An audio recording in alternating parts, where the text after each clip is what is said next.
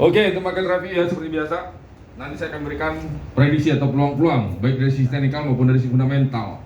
Sebelumnya, saya akan memberikan sentimen market saat ini. Oke, saat ini sentimen market yang berkembang adalah yang pertama, Trump semalam mengeluarkan statement di luar ekspektasi, di mana Trump berencana akan mengambil alih Gaza. Itu yang pertama. Yang kedua, nilai yield obligasi di tenor 10 tahun anjlok. Yang ketiga, semalam kita tahu ada beberapa rilis data ekonomi Amerika yang high impact. Yang pertama, ada ADP non-farm employment change atau data sektor ketenagakerjaan Amerika di sektor swasta. Lalu semalam juga ada rilis data ISM Service PMI. Dua data Amerika ini ADP-nya dirilisnya bagus, dari 176.000 dirilisnya 183.000. Namun ISM Service PMI-nya anjlok dari 54 diprediksinya. Dari 54 aktualnya hanya sekitar 52. Ya.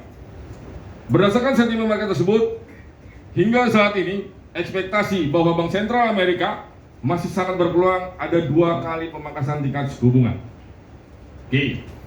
Selain itu juga Presiden Trump juga merencanakan akan adakan komunikasi via telepon antara Amerika dengan China. Karena kita tahu sebelumnya Amerika sudah mengenakan tarif sebesar 10% terhadap China. Namun Presiden China Xi Jinping, beliau tidak tinggal diam.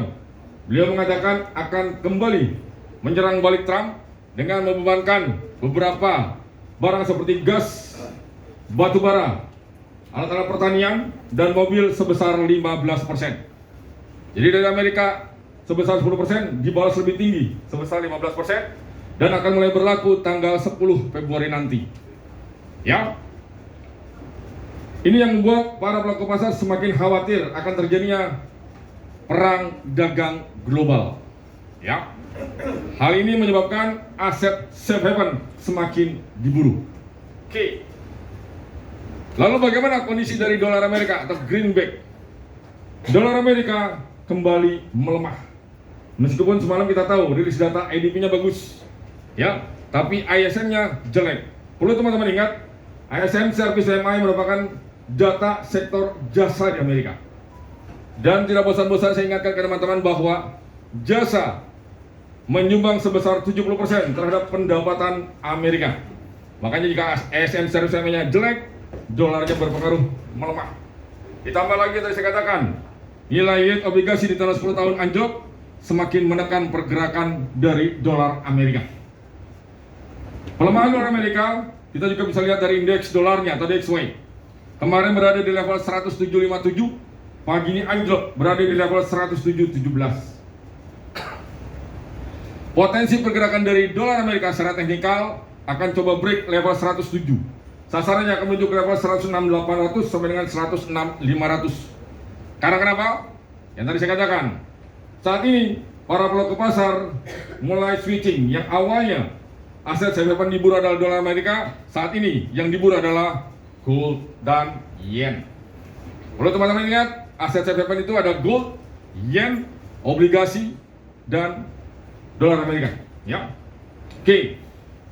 Yang tadi saya katakan, kondisi dolar Amerika akan mengalami pelemahan lanjutan. Ditunggu nanti malam akan ada rilis data jobless claim atau unemployment claim. Diprediksi akan bad for dolar Amerika. Dari sebelumnya 207.000 diprediksi meningkat menjadi 214.000. Jadi data nanti malam akan menentukan kemana pergerakan arah dolar Amerika. Namun yang saya katakan, sentimen market justru masih berpeluang akan melemahkan dolar Amerika. Lalu bagaimana korelasinya terhadap pergerakan market? Yang pertama, terhadap gold atau emas, kita tahu emas terus melaju dia. Bahkan sudah membuat all time high barunya. Ya, kemarin tertinggi berada di level 2888 kalau saya tidak salah, 2882. Low-nya 2839. Secara teknikal potensi pergerakan gold masih akan naik.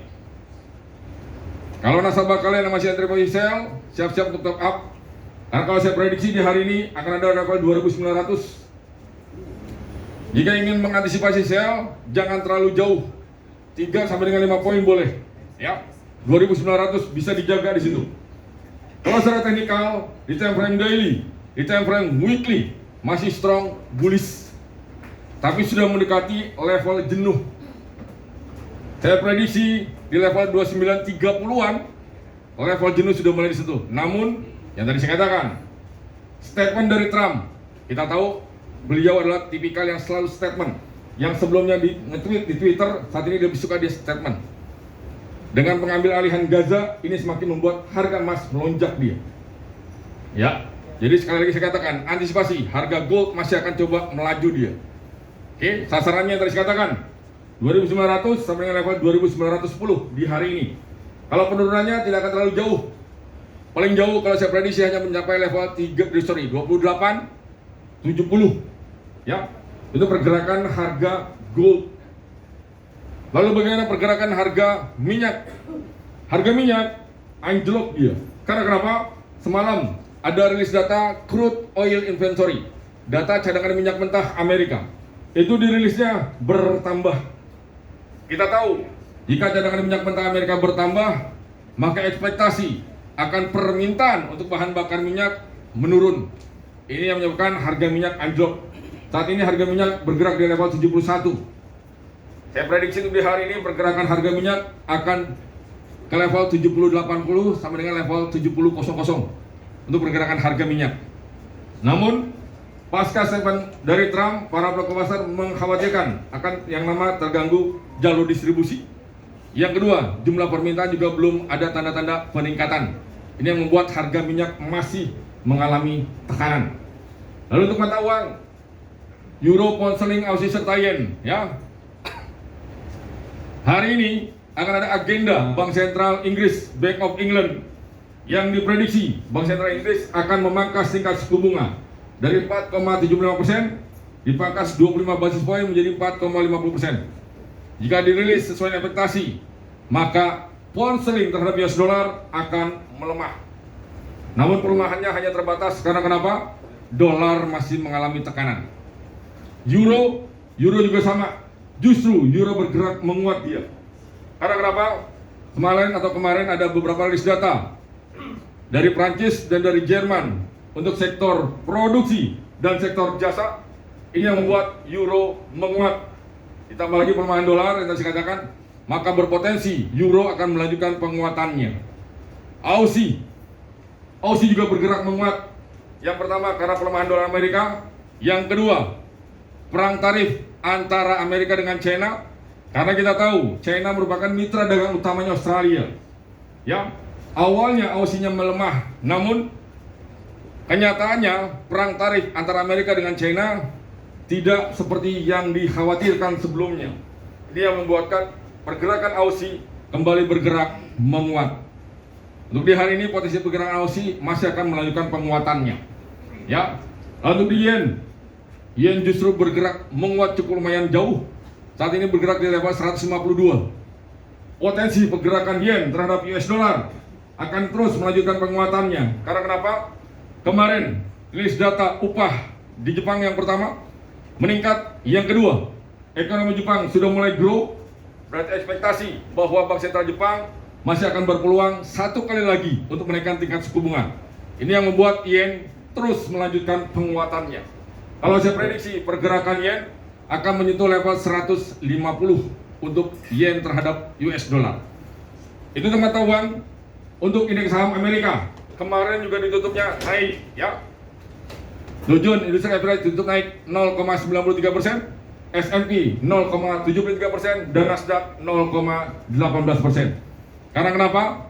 Melonjaknya saham Nvidia yang sebelumnya kita tahu ChatGPT, ya, yang anjlok imbas dirilisan DeepSeek, namun kemarin kembali bangkit dia dan profit sebesar 5,2%. Jadi potensi pergerakan indeks saham Amerika di hari ini masih akan coba melanjutkan kenaikannya. Nikkei dan Hang Seng, Nikkei bergerak stabil dia, sideways, ya, berada di range 38.000 sampai dengan level 39.500. Untuk di hari ini pergerakan Nikkei masih berada di range sideways dia. Hang Seng Hang Seng bergerak turun. Karena kenapa? Perang tarif antara Amerika dengan China yang mengkhawatirkan kondisi di Hang Seng. Karena Hang Seng adalah indeks sahamnya Hong Kong, seperti itu. Jadi potensi pergerakan indeks saham Asia yang tadi saya katakan Nikkei dan Hang Seng. Nikkei masih sideways, Hang Seng cenderung turun, seperti itu. Oke, itu tadi market review dan market news. Dan jangan lupa nanti malam kita akan kembali mengadakan webinar plus live trading, rilis data jobless claim. Linknya seperti biasa nanti akan di-share di grup. Baik, untuk paket review saya rasa itu aja. Ada yang mau ditanyakan silahkan. Yes.